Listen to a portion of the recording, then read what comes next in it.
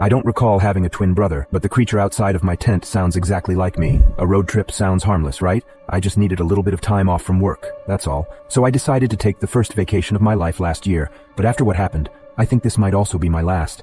Some miles south and a little east of the city, there's a free campground. I set up my junior scout tent in the fading twilight. Mine was the only one there. I had the place all to myself, well, at least for the time being.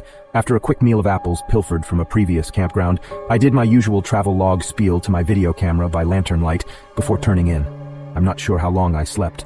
I know I checked the time, but I'll be damned if I can recall what it was. Something had disturbed my well-earned beauty rest, but I was too groggy to remember what it had been.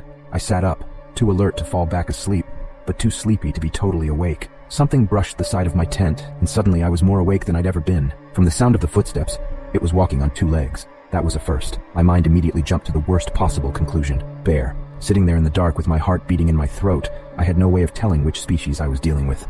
I was 30 yards from a sturdy cement block outhouse that might be better shelter. As quietly as I dared, I slipped my boots on and got ready to dash. The tent zipper seemed impossibly loud in the night as I worked it open centimeter by centimeter. I moved agonizingly slowly. Once outside, I craned my neck around to see if the creature was between me and the outhouse. With the incredible illumination of the Milky Way, I could see the campground clearly all the way to the tree line. There was nothing out there. I could feel something watching me. It was like feeling an insect crawl along the back of my neck.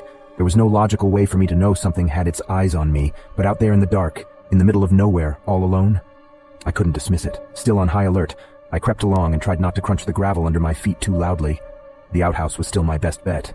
The door was propped open by a stone, but inside there was a heavy-duty bolt lock. I would have to spend the night surrounded by the smell of human poo, but I figured that was a fair trade for not getting mauled or eaten. My hand was on the latch when I heard the awful crunch of footsteps in gravel behind me. I kicked the stone propping the door open out of the way and slammed the heavy metal door shut, no longer caring how much noise I made.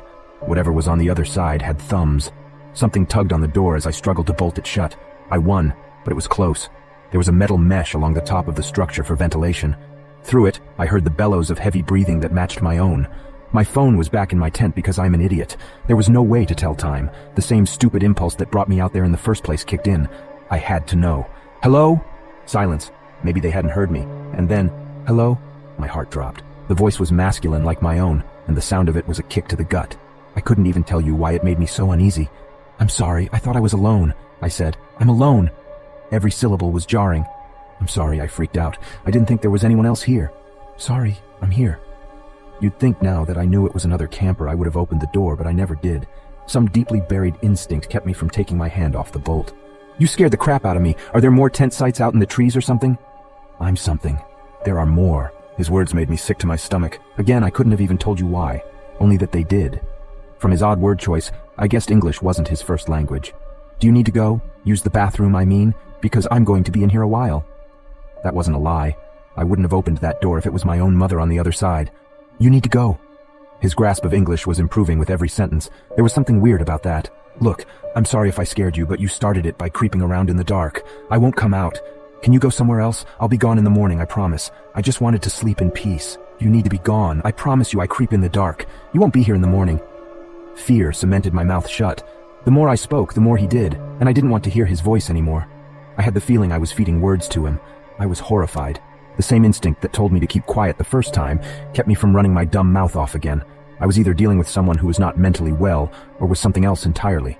There was a threat in his words or the way he spoke them, and I had no doubt he would be able to carry out that threat. I kept my hands on the bolt while they cramped, and the first rays of sun crept sluggishly through the mesh at the top of the walls of my shelter.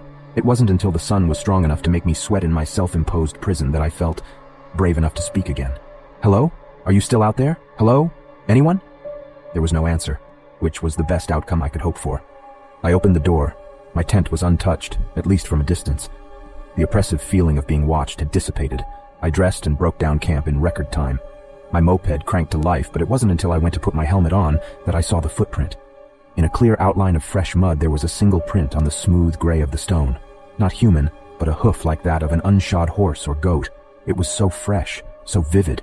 It hadn't been there last night when I used the bathroom before I'd gone to bed.